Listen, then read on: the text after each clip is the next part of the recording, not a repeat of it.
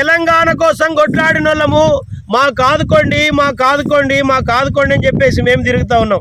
గాంధీ భవన్ చుట్టూ తిరుగుతూ ఉన్నాము, తెలంగాణ భవన్ చుట్టూ తిరుగుతూ ఉన్నాము, లేకపోతే ఆఫీసుల చుట్టూ తిరుగుతూ ఉన్నాము, కలెక్టర్ ఆఫీస్ చుట్టూ తిరుగుతూ ఉన్నాము, మంత్రుల దగ్గర తిరుగుతూ ఉన్నాము, ఎమ్మెల్యేల దగ్గర తిరుగుతూ ఉన్నాము. మాకు డబుల్ బెడ్రూమ్ ఇవ్వండి, మాకు 250 గజాల స్థలాలు ఇవ్వండి, మాకు పెన్షన్ ఇవ్వండి, లేకపోతే మాకు సంక్షేమాలు ఇవ్వండి అని ఉద్యమకారులు, కళాకారులు ఈరోజు అమరవీరుల కుటుంబాలు అడుక్కునేటటువంటి పరిస్థితి వచ్చింది. ఇదా బంగారు తెలంగాణ?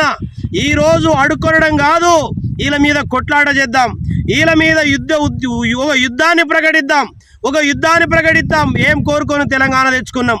ఈ రాష్ట్రంలో కళాకారులకు, ఉద్యమకారులకు, అమరవీరుల కుటుంబాలు లేకుండా వీళ్ళు మంత్రులు అయ్యిరా, వీళ్ళు ఎమ్మెల్యేలు అయ్యిరా, వీళ్ళు ముఖ్యంగా ముఖ్యమంత్రులు అయ్యిరా. ఈ రాష్ట్రంలో ఒక్కొక్క ఎమ్మెల్యేకు, ఒక మంత్రికి, ఒక చైర్మన్లకు, ఒక ఎంపీకి మేము పెట్టిన భిక్ష.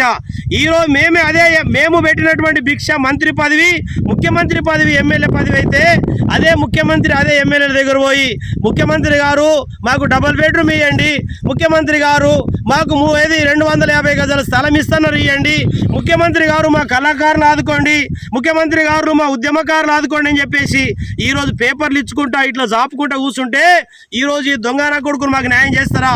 వీళ్ళ మీద యుద్ధం ప్రకటించాల్సినటువంటి అవసరం ఉంది.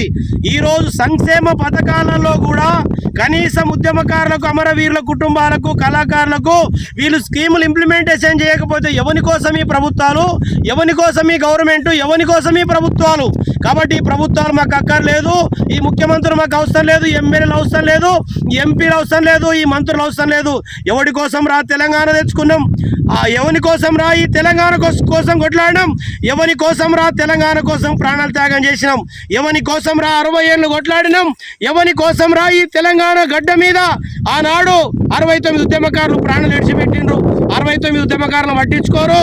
ఈ తెలంగాణ రాష్ట్రంలో 69 కాదు, ఇప్పుడు ప్రస్తుతం మొన్న చనిపోయినటువంటి 1200 మంది అమరవీరులను పట్టించుకోరు.